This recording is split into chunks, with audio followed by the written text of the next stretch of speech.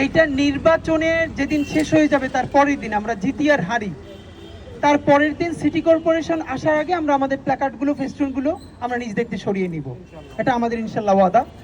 আর এখন আমাদের যেটা কাজ আজকে থেকে শুরু করলাম, আগামী 9টা দিন ইনশাল্লাহ আমরা আমাদের ঢাকা 8-এর যে 9টা ওয়ার্ড আছে প্রত্যেকটা ওয়ার্ডে সকাল থেকে রাত পর্যন্ত আমরা ঘুরবো, চা খাবো, বিভিন্ন বাড়ির সামনে যে সিকিউরিটি গার্ড চাচারা আছেন তাদের সাথে কথা বলবো, আমরা বিভিন্ন ওয়াক্তের নামাজ বিভিন্ন মসজিদে পড়বো।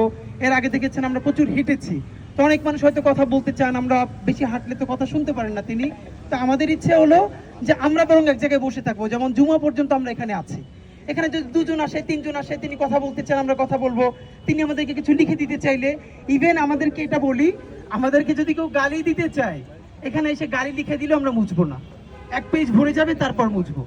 কারণ হলো আপনারা দেখবেন যে এর আগে আমরা যত জায়গায় ক্যাম্পেইন করেছি আমি হয়তো 50 জনকে লিফলেট দিয়েছি, তার মধ্যে 5 জন নিচ্ছে না। এখন সেই 5 জন যে নিচ্ছে না এটাকে কাট করে অনেকে ছড়ানোর চেষ্টা করছে যে মানুষ আমাকে উপেক্ষা করছে। আমি বুঝে পাই না মানুষের এই বুঝ কবে ঠিক হবে। ধরেন 100 মানুষের 100 মানুষই আমার লিফলেটটা যদি নেয় তাহলে তো আমি 3 লাখ ভোটই পাবো ভাই, তাহলে ইলেকশনের কি দরকার?